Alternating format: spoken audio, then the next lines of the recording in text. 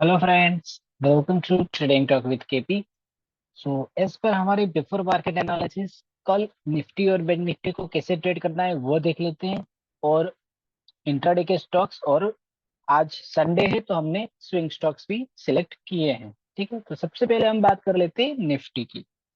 सो आप देख सकते हो निफ्टी का ये जो लेवल है 22,210। जैसे ही अगर ये 22,210 अप साइड के लिए ब्रेक होता है, 5 मिनट की ग्रीन कैंडल अगर इसके ऊपर क्लोजिंग देती है, तो फर्स्ट टारगेट आपका रहेगा 22,326।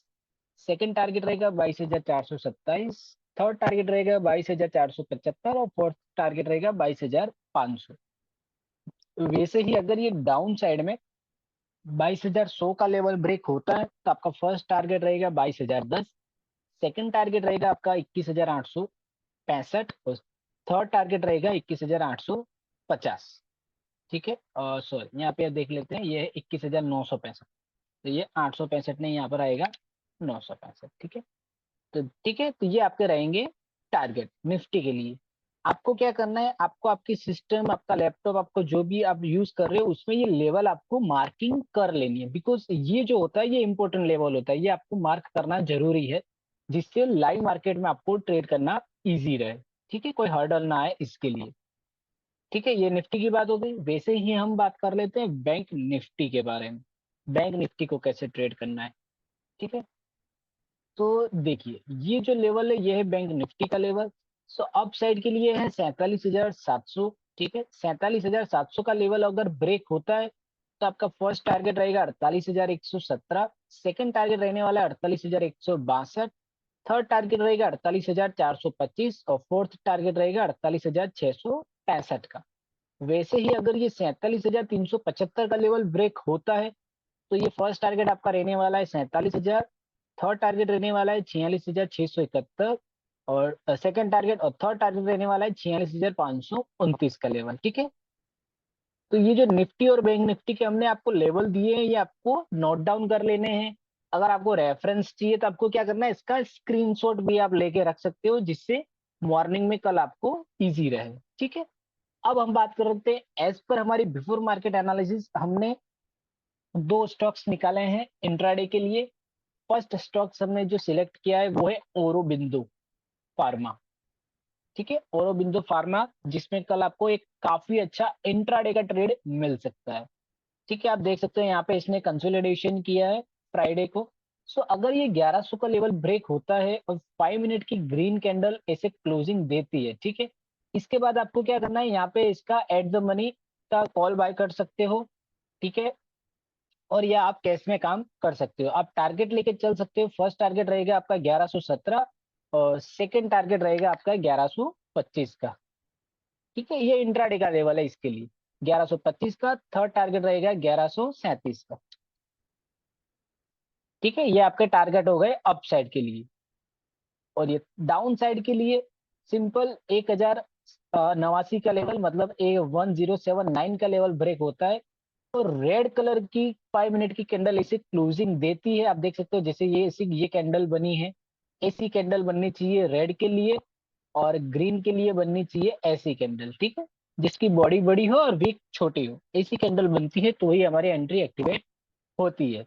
तो जिसमें आपका फर्स्ट टारगेट रहेगा 1069 और सेकंड टारगेट रहने वाला है 1066। ठीक है, यह है औरोबिंदो फार्मा इंट्राडे का लेवल। ठीक है, आप इसके जो भी लेवल है ये मार्किंग आप कर सकते हो। वैसे ही हमने सेकंड स्टॉक सिलेक्ट किया है वो है टेकम, टेक महिंद्रा। ये आईटी सेक्टर का स्टॉक है।